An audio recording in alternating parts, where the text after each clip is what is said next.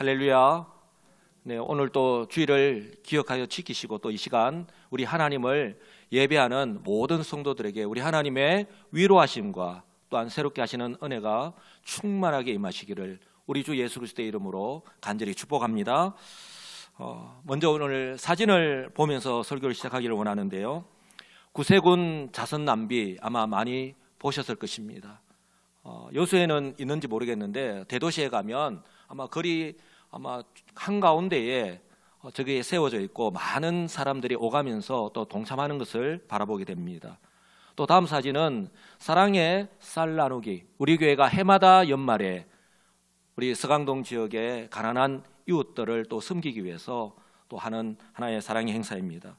또 다음 사진은 불이웃 돕기 성금을 하는 사진입니다. 개인이나 어떤 직종의 또 단체의 구분 없이 또 연말에 가난한 이웃들을 돕기 위해서 하는 그런 모습인데요. 여러분, 이 모든 것 제가 말씀을 드렸지만 공통점이 있다면 무엇일까요? 바로 우리 사회의 가난하고 소외된 계층, 즉 사회적 약자를 돕기 위한 어떤 섬김, 그런 활동이라고 할 수 있겠습니다. 오늘이 12월 둘째 주일인데요.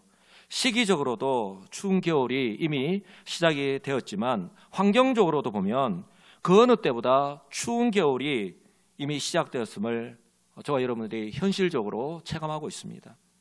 이처럼 지금은요, 그 어느 때보다 살아가는데 어렵고 힘든 환경임에 틀림이 없습니다. 그렇다 보니 어떤 현상들이 나타나냐 하면 이제 내 중심, 좀 더 이기주의적인 것이 더 이렇게 심화될 수밖에 없는 것 같아요. 나 중심, 또 우리 가정 중심, 우리 교회 중심으로 이렇게 흘러가는 것 같아요. 내만 어렵지 않으면 된다. 내만 불편하지 않으면 된다. 그러다 보니까 나타나는 현상이 사회적으로 이런 취약한 환경 속에서 생활하고 있는 우리의 이웃이죠. 가난하고 소외된 계층들, 소위 사회적 약자들의 삶은 더 어렵고 힘들 수밖에 없는 것입니다.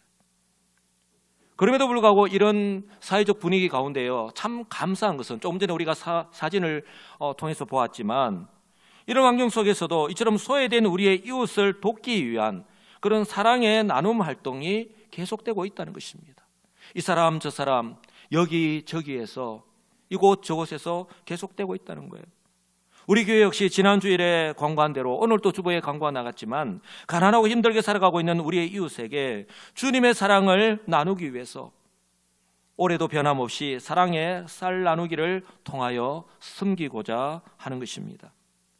오늘은요, 우리 예수님을 따라가는 삶 다섯 번째로 섬기는 삶이라는 주제로 우리 예수님은 어떻게 섬기셨는지 그 삶을 한번 따라가 보기를 원합니다. 성도 여러분, 예수님 당시의 유대 사회는요, 양극화 현상이 분명했습니다. 이것은 뭐 어느 시대나 마찬가지일 것 같은데요. 백성들로부터 존경을 받는 종교 지도자들, 그런가 하면요, 백성들로부터 멸시와 천대를 받던 소외 계층들, 예컨대 병든 자들을 비롯해서 가난한 자들, 어린아이들, 여자들, 여기에는 과부들이 포함되어 있었습니다. 또 직업과 관련하여서 세리, 참 유대 사회의 슬픈 현실이라고 아니할 수 없는데요. 당시 로마의 속국으로 살았기 때문에 이 세리들은 대표적으로 죄인으로 취급받았죠. 이런 죄인들과 같은 사회적 약자들입니다.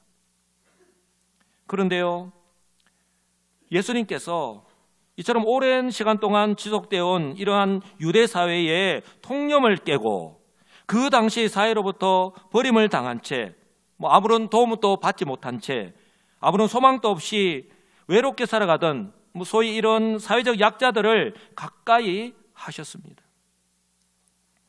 이것은 예수님의 이 공생의 사역을 통해서 잘 알 수 있는데요. 예수님께서 이러한 사람들을 찾아가서 만나셨고 가까이 하셨기 때문입니다. 그들의 이야기를 들어주셨고 그들의 문제를 해결해 주셨고 그들의 필요를 채워주셨기 때문입니다. 그래서 그 당시에 예수님을 부르는 별명이 여러분 뭔지 아십니까? 죄인들의 친구. 그 예수님을 부르는 별명이 죄인들의 친구라고 부르는 이유이기도 하고요. 또한 예수님께서 유대인들로부터 비난을 받는 이유이기도 했습니다. 저는 이런 모습들을 오늘 이렇게 예수님의 섬기는 그런 삶의 모습을 바라보면서 이 복음서와 오늘 본문의 그런 모습들을 보면서 이것은 이런 유대인들로부터 이렇게 예수님이 비난받을 수밖에 없었던 것은 어쩌면 반사현상이기 때문이 아닐까 생각을 합니다. 왜냐하면 유대인들은 율법을 통해서 잘 알고 있습니다. 선을 베풀면서 살아가야 한다는 건 너무나도 잘 알고 있습니다. 그들이 행하지 못하기 때문에 그들이 하고 싶은 생각이 없었거나 아니면 그렇게 살아가지 못하는데 예수님은 그렇게 사셨거든요. 그들에게 다가가셨거든요. 그들의 문제를 해결해 주셨거든요. 정작 그들은 관심도 없었고 그들의 문제에 귀를 기울이거나 해결하려고 아무런 노력도 하지도 않았기 때문에 그래서 그들의 마음이 불편하였던 것이죠. 대표적으로요, 그 당시에 구약의 율법을 누구보다도 잘 알고 있고 심지어 안식일에 하나님의 사랑을 실천하면서 살아가야 한다고 가르치는 종교 지도자들은요, 예수님께서 그들과는 달리 이처럼 그들이 죄인으로 취급하면서 멸시하고 가까이 하지 않았던 이런 사람들과 어울리는 것을 보면서요 조롱했습니다. 왜냐하면 예수님께서 그들에게 찾아가셔서 그들의 이야기를 들어주셨고 그들의 문제를 해결해 주셨기 때문에, 그것이 못마땅하였기 때문에 그렇습니다. 바로 그때 예수님께서 그들 향해서 일침을 놓는 말씀을 하셨습니다. 바로 나는 의인을 부르러 온 것이 아니요 죄인을 부르러 왔노라. 정말 이 촌철살인의 말씀이 아닐 수 없습니다. 예수님께서는 율법은 많이 알고 가르쳤으니 잘 알고 있었는지는 몰라도 이러한 율법의 가르침과 참 의미를 모르니 이처럼 스스로를 의롭게 생각하고 그렇게 여기면서 율법의 가르침과는 정반대의 삶을 살아가고 있던 바리새인들을 향해서 이처럼 전곡을 찌르는 말씀을 하셨던 것입니다.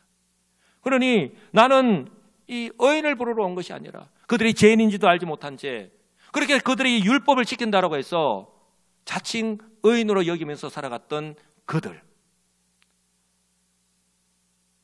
그러나 정작 우리 예수님은 가난한 자들, 정말 죄인으로 나는 죄인이다라고 여기면서 살아가는 그 사람들을 구원하기 위해서 오셨다라고 하는 사실입니다.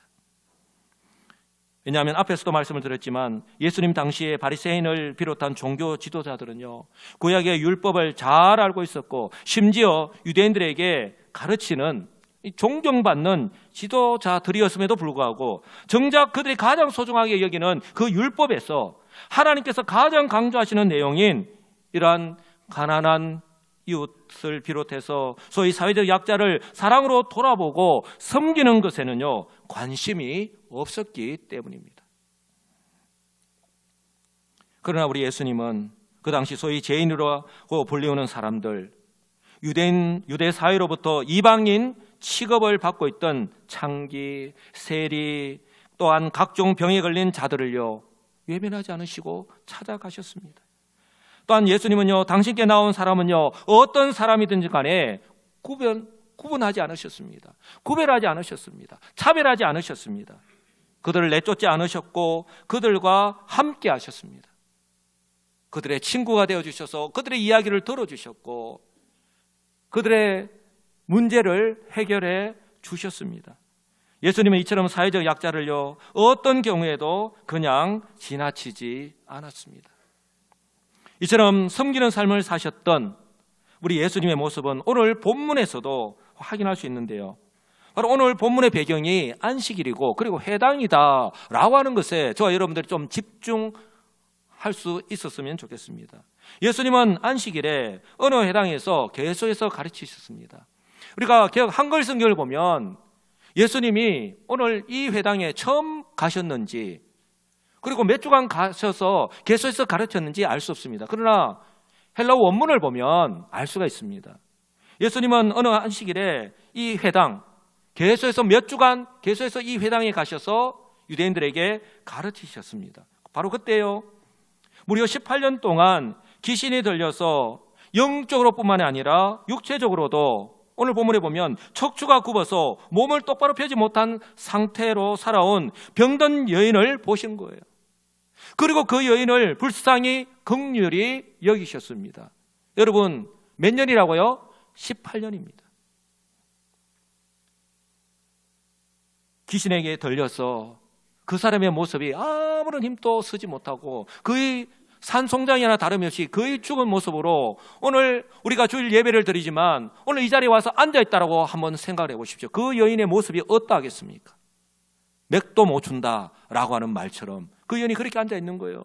그것뿐만 아니라 영적으로뿐만 아니라 육체적으로도 척추가 굽어서 몸을 똑바로 펴지 못한 상태, 이 현대의학 용어로는 척추 교착염이라고 하는데요, 그렇게 18년을 살았습니다.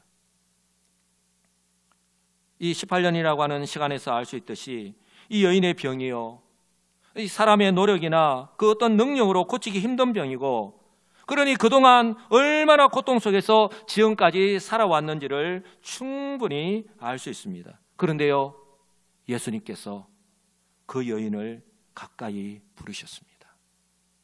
제가 오늘 안식일이고, 그리고 예수님께서 몇 주간 그 회당에서 유대인들에게 말씀을 가르치셨다 말씀했습니다. 그리고 이 여인은 무려 18년 동안 귀신이 들려서 아무런 힘도 쓰지 못하고 척추교착염에 빠져서 그렇게 힘들게 살아왔습니다. 이 여인이 매 안식일마다 그 회당에 나와서 하나님의 은혜를 사모하며 예배를 했을 텐데, 정작 그 율법의 참정신을 그들이 알았다면 이 여인에게 그들은 아무런 조치도 취하지 않았을 뿐만 아니라 또한 그들의 능력으로는 그 어떤 것도 할 수도 없었죠. 그런데 오늘 예수님은요, 그 여인을 가까이 부르셨습니다. 그리고 그 여인의 지금 당면한 문제를 해결해 주셨죠. 성경을 보면 대부분 우리 병자들이 직접 예수님께로 와서 내 병을 고쳐주십시오, 내 문제를 해결해 주십시오, 그렇게 간청할 때에 예수님은 그 문제를 해결해 주셨습니다. 또한 아니면 다른 사람의 요청이 있을 때에 친구들이나 아니면 가족들이, 내 딸이, 내 사랑하는 하인이, 내 사랑하는 가족이 이러하니 병을 고쳐주십시오라고 했을 때에 예수님이 고쳐주셨습니다. 그런데요, 오늘 이 여인의 경우에 예수님께서 직접 그 여인을 부르셔서 고쳐주셨습니다. 12절에 보시면 예수께서 보셨다라고 하는 말씀에서 알 수 있듯이 예수님께서는요, 이 여인에 대해서 이미 다 알고 계셨고 이 회당에서 가르치실 때에 바로 그 여인을 주목해서 보셨던 것입니다. 사랑하는 성도 여러분, 우리가 예수를 믿고 우리 여수시민교회에서, 우리 여수시민교회 역사가 38년입니다. 우리가 매주마다 예배를 드립니다. 근데 정말 제가 주보에서 광고를 할 때에 특히 우리 성도 소식에 있어서 누가 병원에 입원을 했다라고 하면 제가 되도록이면 좀 상세하게 이렇게 설명을 합니다. 뭐 때문에 이렇게 병원을 입원했고 수술을 했습니다. 뭐 우리 여자분들 같은 경우에 뭐 부인과 병 같은 경우에는 제가 그렇게 말하지 못하지만 그 말씀을 드리는 이유는 우리 성도이기 때문에 우리가 할 수 있는 것, 하나님의 그 은혜를 사모하면서 기도, 사랑과 관심을 가지고 기도하기 위해서인 거예요. 그런데 우리가 돌아본다 하면서도 정작 우리의 입술의 말 때문에, 여러분, 사랑과 관심으로 돌아보는 것과 내가 간섭하는 것은 다릅니다. 우리의 말 한마디가 한 사람을 살릴 수도 있지만, 위로의 말이 될 수도 있지만, 그것이 오히려 상처가 될 수 있다라고 하는 사실을 저와 여러분들은 좀 기억했으면 좋겠어요. 그래서 사랑으로 돌아보는 말 한마디 우리가 가르쳐 할 수 있었으면 좋겠고요. 우리가 예배를 드리는데, 지금 이 시간 우리가 2부 예배를 드리는데, 우리가 매주일마다 예배를 드리면서 누가 왔다가 가는지도 모른 채 나만 그냥 교회에 와서 예배를 드리고 그냥 마치고 아무런 교제도 없이, 그렇다면 우리 여수시민교회 공동체, 우리 같은 공동체에 속한 성도라고 할 수 있겠습니까? 누가 누군지도 모른 채. 오늘 이 여인이 바로 그 회당에서 그 유대인들의 그 사회 속에서 바로 그러했다는 거예요. 저는 우리 교회가 이런 교회가 되지 않기를 원합니다. 주님의 은혜와 사랑을 받은 자로서, 그 사랑을 아는 자로서 우리가 그 사랑을 조금이라도 나누어야 하지 않겠습니까? 조금이라도 실천하면서 살아가야 하지 않겠습니까? 그런 우리 교회가 되기를 간절히 소망합니다.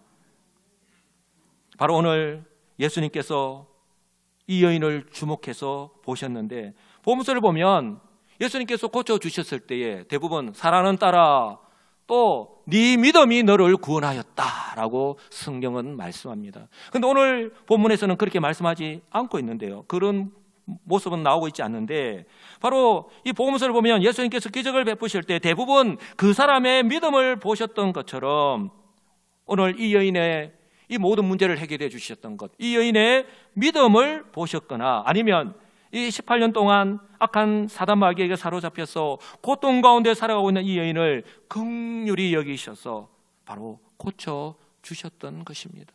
여러분, 이 여인이 그렇게 기진맥진하면서 그렇게 불편한 몸을 이끌고 매 안식일을 지키면서 율법을 지키면서 회당에 나왔던 것, 얼마나 하나님의 은혜를 사모하면서 그 회당에 나와서 지금 하나님께 예배를 드리겠습니까? 오늘 저와 여러분들이 주의를 기억하고 오늘 그 하나님의 은혜를 사모하면서 오늘 이 예배에 나온 것 바로 동일하다고 하는 사실입니다. 사람들은 잘 모른다 할지라도, 사람으로부터는 내가 사랑과 관심을 받지 못한다 하더라도, 우리가 예배를 통해서 우리 하나님을 만난다면, 그 하나님 말씀을 통해서 우리가 위로함을 받고 셈을 얻을 수 있다면, 고침을 받을 수 있다면, 오늘 우리 하나님은 바로 저와 여러분 한 사람 한 사람을 주목하고 계신다라고 하는 사실을 여러분 꼭 기억하시기 바랍니다. 바로 오늘요, 이 여인의 오늘 11절에 보시면 여자여 네가 내 병에서 놓였다라고 우리 주님께서 말씀하셨습니다. 여러분, 여기서 놓였다라는 말씀은요, 이 여인이 이제 악한 사단 마귀의 사슬에서 풀려서 자유롭게 되었다. 할렐루야. 한번 따라서 할까요? 자유롭게 되었다. 예, 이제는 노임을 받았다라는 거예요. 그동안 18년 동안 이 귀신에 들려서 이 영이 자유롭지 못한 채 구속을 받으면서 살았으니 얼마나 힘들었겠습니까? 바로 예수님이 여자여 네가 내 병에서 놓였다. 이 여인처럼요, 사단 마귀에게서 자유롭게 하실 수 있는 분은 오직 예수 그리스도 한 분밖에 없습니다. 그리고요, 예수께서 그 여인에게 안수하셨을 때에, 가까이 오게 해서 그 말씀을 하시고 안수하셨을 때에 어떤 일이 일어났습니까? 그 여자가 즉시 허리를 폈습니다. 할렐루야. 예, 예수님께서 안수하셨을 때에 그 여자가 18년 동안 그동안 어떤 가든 노력을 다 해도 고침을 받지 못하였는데, 예수님께서 안수하셨을 때에 즉시 허리가 폈습니다. 할렐루야. 무엇을 말씀합니까? 우리 예수님이 누구신지를, 그 말씀과 지금 행하는 이 모습을 통해서 우리 예수님이 이 안식일에 그 유대인들 앞에서 예수님이 어떤 분이신지를 바로 보여주시는 것입니다. 바로 그때 이 여인이 어땠습니까? 바로 하나님을 찬양하였습니다. 영적인 부흥뿐만 아니라 이 육신의 질병 또한 깨끗함에 치유함을 받았습니다.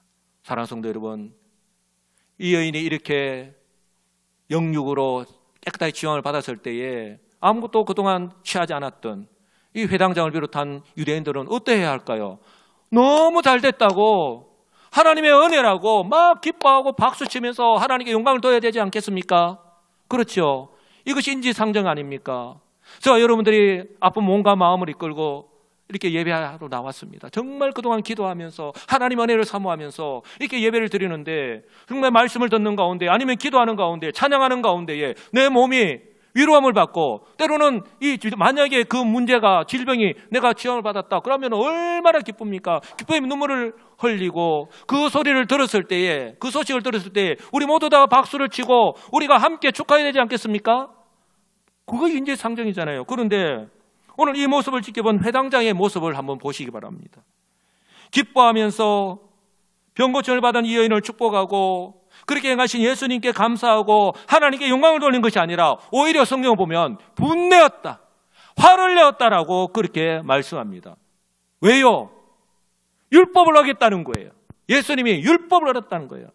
그것도요, 그 당시에 랍비들이요 스스로 규정을 했는데, 의사는 안식일에는 생명이 위독한 긴급 환자들만 다루도록, 그렇게 그들이 규정을 한 것이 있습니다. 그런데 우리 예수님은 어땠습니까? 이 규례를 깨시고 만성 환자 18년 동안 아무도 고치지 못했잖아요. 이 18년 동안 계속해서 그들이 그동안 어떻게 취급해 왔는지를 알 수 있는 거예요. 이 만성 환자인 이 여인을 고쳐 주셨기 때문이에요. 그래서 그들이 15절과 16절에서 그렇게 이야기를 하는 겁니다.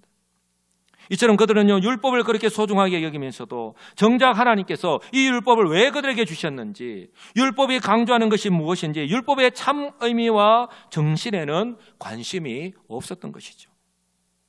그러니 우리 예수님으로부터 이렇게 책망받을 수밖에 없었던 것입니다. 예수님 뭐라고 하셨습니까? 이 외식하는 자들아. 예수님께서 하시는 이 외식하는 자들아라는 말은요, 정말 심한 욕입니다. 다른 말로 표현하면 이 윗선자들아. 사랑하는 성도 여러분, 사람들은 알지 못하지만 우리 하나님은 그들의 삶의 모습을 다 보고 알고 계시거든요. 그러니 백성들로부터는 존경받았는지를 몰라도, 그들이 백성들에게는 이렇게 살아야 한다고 가르쳤는지를 몰라도 그들의 정작 그렇게 살아가지 못한 것을 우리 주님 다 아셨던 것이죠. 그러니 이 외식하는 자들아, 이 윗선자들아, 그때마다 다른 자들아, 그렇게 책망하셨던 것입니다. 그리고 이처럼 율법의 형식에만 맹목적으로 열심인 그들 향해서 이렇게 말씀하셨습니다.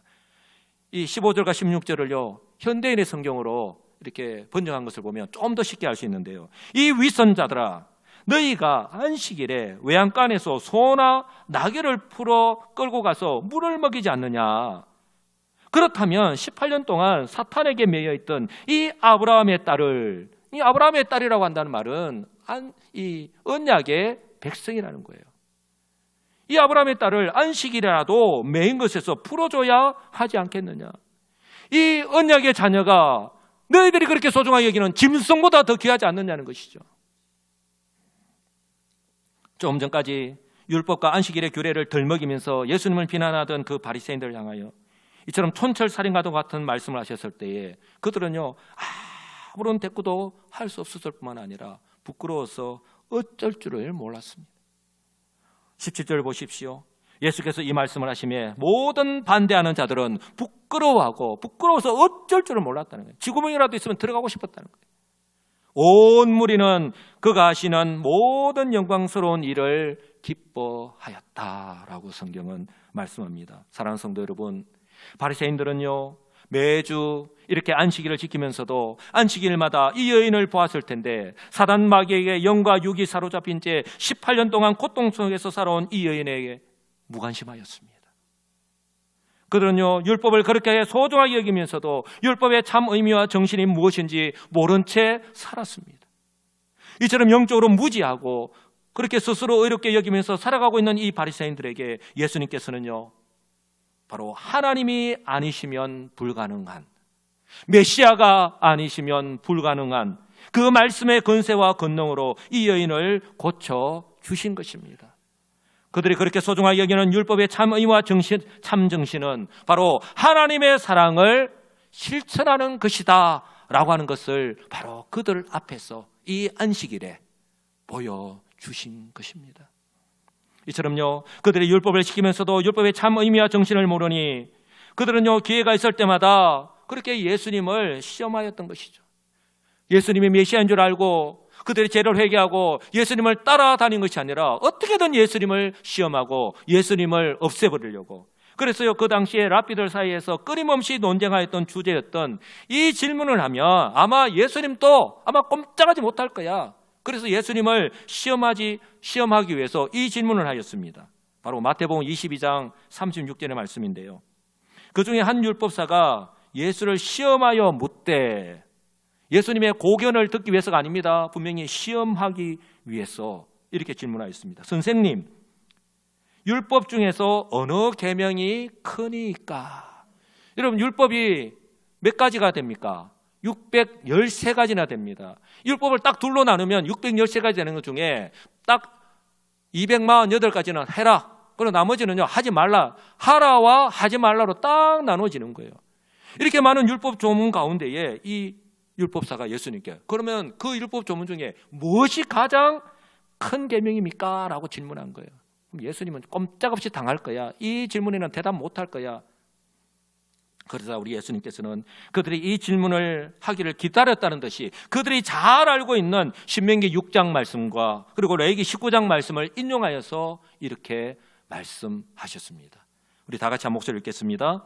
예수께서 이르시되 목숨을 다하고 뜻을 다하여 주 너의 하나님을 사랑하라 하셨으니 이것이 크고 첫째 되는 계명이요 둘째도 그와 같으니 내 이웃을 내 자신같이 사랑하라 하셨으니 이 두 계명이 온 율법과 선지자의 강령이니라. 아멘. 예수님께서요 바로 율법의 참 의미에 대해서 율법이 무엇을 강조하는지 율법의 정신이 무엇인지 일목요연하게 이렇게 정리해 주셨습니다. 그러니 이 말씀 앞에서 그들은요 유무원할 수밖에 없었던 거예요. 항구무원할 수밖에 없었던 것입니다. 사랑하는 성도 여러분, 저와 여러분들에게 무엇을 의미합니까? 그들은 율법에는 능통했는지 몰라도 우리가 예수를 믿고요 성경을 내가 1독을 하고 10독을 하고 내가 몇 년을 예수를 믿고 내가 그 말씀 너무나도 잘 알고 있는지 몰라도 또한요 그들은 안식일을 철두철미하게 지켰는지는 몰라도 그들에게 있어서 중요한 것은 그저 안식일을 지키라고 하는 율법의 조항이지, 그러니 그 율법의 가르침과 참 의미를 몰랐기 때문에 이처럼 하나님의 사랑을 실천하는 것과는 전혀 상관없는 삶을 살았던 것이죠. 가까이에 있는 이웃을 돌아보고 연약한 자들을 돌아보고 사랑하고 그들을 섬기는 것에는 관심이 없었던 것입니다. 율법의 참정신인 긍휼히 여기는 마음이 그들에게는 없었습니다. 심지어 긍휼히 여기는 것조차도 그들 스스로가 판단하고 그렇게 제한하였던 것이죠. 그러나 우리 하나님께서 율법을 통해서 강조하고 있는 것은 예수님께서 오늘 친히 모범을 통해서 보여주신 것처럼 아무도 관심을 가지지 않는 홀로 외롭게 살아가고 있는 이 사회적 약자에 대한 관심과 사랑을요 실천하는 것입니다. 여러분, 더 이상 우리가요 우리 여수시민교회가 이곳에 존재하는 이유는 나만 구원받으면 되고 우리 교회만 아무런 문제 없이 우리 교회만 잘 살면 된다, 소위 그것을 그들만의 리그라고 말하죠. 만약에 이 지역 사회와 조금 더 상관이 없는 우리 여수시민교회라면 우리는 더 이상 교회라고 부를 수 없을 것입니다. 복음의 참 의미, 오늘 예수님께서 우리에게 보여주셨고 가르치고 계십니다. 예수님께서 오늘 말씀하시고 모범을 보이신 것처럼 가난한 이웃에게 우리가 관심을 가지고 또한 그들을 긍휼히 여기는 마음으로 주님의 그 은혜와 사랑을 우리가 입술로만 외치는 것이 아니라 기회가 주어지는 대로 실천하면서 살아가는 우리 여수시민교회가 되기를 주님의 이름으로 간절히 축복합니다. 사랑하는 성도 여러분, 교회는요 죄로 인해 부패하고 어두워진 이 세상의 소금이고 빛입니다. 특히 지금과 같은 이 말세의 시대적 상황으로 인해서 국가뿐만이 아니라 교회 역시 위기의 때를 지나고 있는 바로 지금이 더더욱 그렇습니다. 위기는 기회라는 말이 있듯이 이 위기를 우리 교회는요 기회로 전환시켜야 합니다. 어두우면 어두울수록 아무리 작은 빛이라 할지라도 주변을 환하게 밝힙니다. 이것이 바로 성도가 세상 속에서 그리스도인으로 살아가는 것이고 바로 저와 여러분의 모습이어야 합니다. 세상 속의 교회, 어려운 가운데 있는 이웃에게 바로 위로가 되고 친구가 되는 것입니다. 바로 오늘 우리 주님께서 모범을 보이신 바로 그대로입니다. 그러므로요 예수님 당시의 유대인들처럼 더 이상 율법의 잣대로 어떤 판단 기준으로 다른 사람들을 평가하거나 재단하지 마시기 바랍니다. 저와 여러분들 역시 그 어떤 자격도 없지만 하나님의 은혜로 먼저 그 사랑을, 그 은혜를 받았을 뿐입니다. 그러므로요 우리에게 필요한 것은 이제 그 은혜와 사랑을 나누고 그 말씀의 가르침대로 실천하면서 살아가는 것입니다. 어떻게 해요? 먼저는 우리 가까이에 있는 우리 교회 공동체 안에서, 그리고 범위를 넓혀서 우리 이 지역 사회를 그렇게 돌아보며 섬기는 것입니다.